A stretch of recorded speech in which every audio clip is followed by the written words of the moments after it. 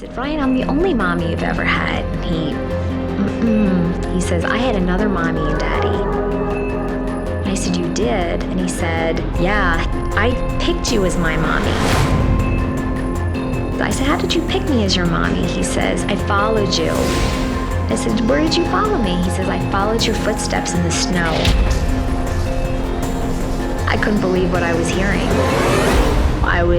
I was blown away because Ryan had never seen snow.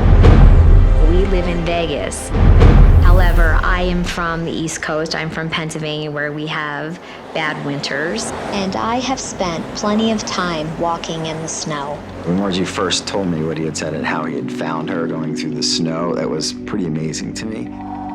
Little kids have fun making up stories and stuff. Being in preschool with a bunch of other little kids, you never know if he's coming up with stories along with their stories and embellishing what he's already heard and regurgitating the information to us. So at first, it's a little skepticism on my side for sure. I'd never talked to Ryan about what happens to a person before they're born. I didn't know where this was coming from.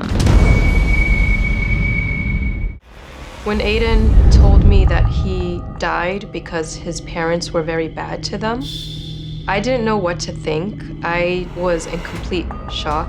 I began to sweat, yet my hands were cold. I had to pull over the car.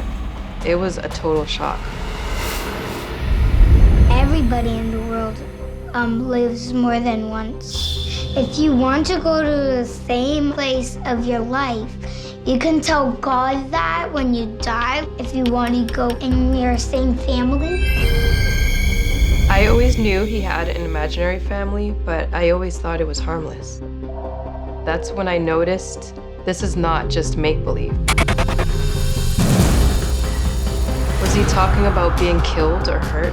What kind of images were in his head? Why was my 3-year-old son talking about death and dying? That's when everything changed.